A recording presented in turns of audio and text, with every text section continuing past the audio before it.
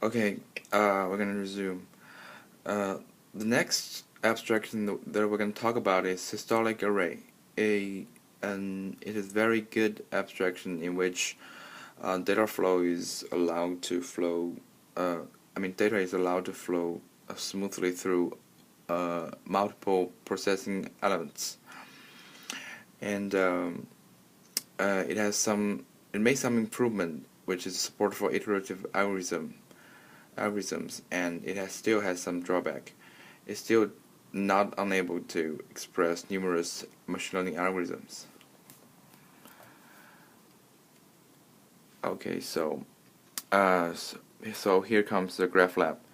It has some salient advantages. First, it achieved a sweet spot between high-level abstraction and low-level ones. It makes the life of users easier by providing high-level data representations while automatically maintaining data consistency. Also, it can express complex computational dependencies and provide sophisticated scheduling primitives, which we will talk about later.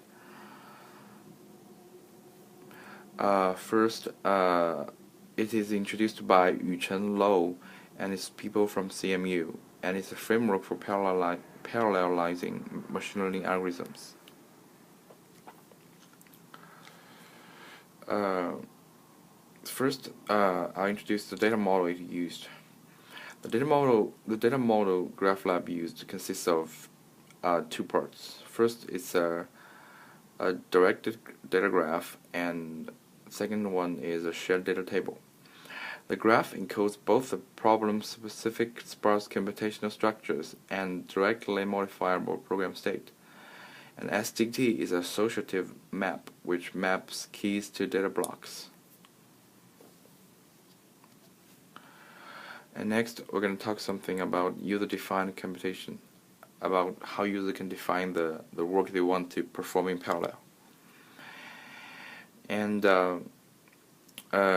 user can define computation through two functions, which are update and sync. Update is similar to map in MapReduce, but it is permitted to access and modify overlapping contexts. And sync is similar to reduce in MapReduce, but it can run concurrently with update functions.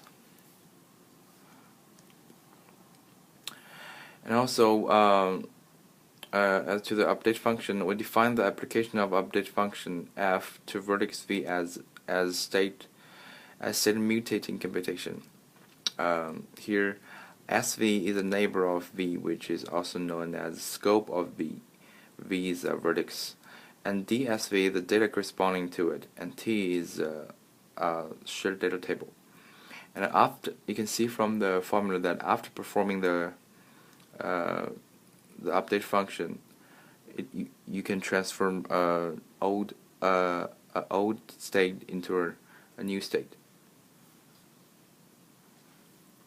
And the sync function is a mechanism to aggregate the result performed by different updates. As I said before, after you run them in parallel, you need to collect the results. And the result of sync is associated with a particular entry in SDT. Also, the user needs to provide a key, a fold function, an apply function, and an initial value to the SDT, and could also provide some merge function to construct parallel reduction tree. I made a typo.